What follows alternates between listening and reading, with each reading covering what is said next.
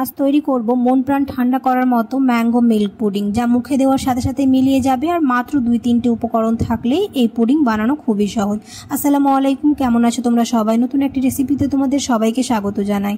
এরকম করে mango milk pudding বানালে ছোট থেকে বড় সবাই খুবই পছন্দ করবে, আর যে কেউ বানিয়ে ফেলতে পারবে আমার আজকের ভিডিও দেখে।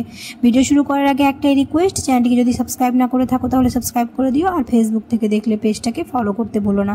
ম্যাঙ্গো মিল্ক পুডিং বানানোর জন্য আমি এখানে নিয়েছি হচ্ছে কড়াইয়ের মধ্যে দিয়ে দেব হচ্ছে 500 দুধ।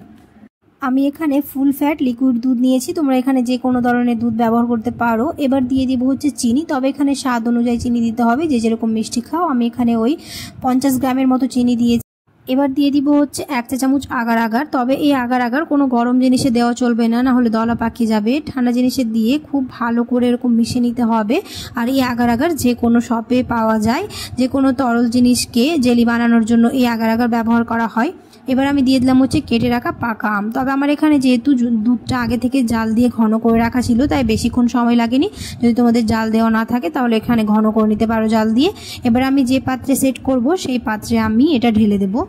ঢেলে দেওয়ার পরে খুব ভালো করে একটা চামচ দিয়ে ভালো করে মিশিয়ে নিতে হবে, যাতে আমগুলো উপর নিচে হয়ে যায়। এবার এটাকে সাইডে রেখে দেবো 1 ঘন্টার জন্য, যাতে এটা খুব ভালোভাবে সেট হয়ে যায়। 1 ঘন্টা পরে আবারও 2 থেকে 3 ঘন্টা ফ্রিজে রেখে দেবো, কারণ যে কোনো ঠান্ডা ডেজার্ট ঠান্ডা খেতে বেশি ভালো লাগে। আর দেখতেই পেলে কতটা সহজ এই ম্যাঙ্গো মিল্ক পুডিং বানানো। মাত্র দুধ আর আগার আর চিনি থাকলেই এই ম্যাঙ্গো মিল্ক পুডিং হয়ে যায়।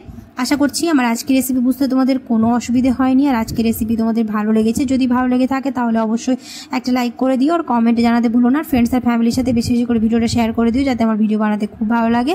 এবার আমি একটা নাইফ দিয়ে খুব ভালো করে সাইডগুলো কেটে এরকম একটা ট্রেতে সার্ভ করে নেব। আর দেখতেই পাচ্ছ কতটা সুন্দর আর লোভনীয় হয়েছে। এবার আমি তোমাদের কেটে দেখাচ্ছি। এরকম করে যে কেউ আমার আজকের ভিডিও দেখে ম্যাঙ্গো মিল্ক পুডিং আম শেষ হয়ে যাওয়ার আগে বানিয়ে নিতে পারবে। শুধুমাত্র 2 থেকে 3টা উপকরণ থাকলে খুব সহজে এই ম্যাঙ্গো মিল্ক পুডিং তোমরা বানিয়ে ফেলতে পারবে। আর দেখতেই পাচ্ছ কি সুন্দরভাবে আমাদের এটা রেডি হয়ে গেছে। এরকম করে সার্ভ করলে টেবিলের মূল আকর্ষণ হবে ম্যাঙ্গো মিল্ক পুডিং। দেখা হবে খুব শীঘ্রই পরে এক নতুন রেসিপিতে। সবাই খুব ভালো থাকবে। আল্লাহ হাফেজ।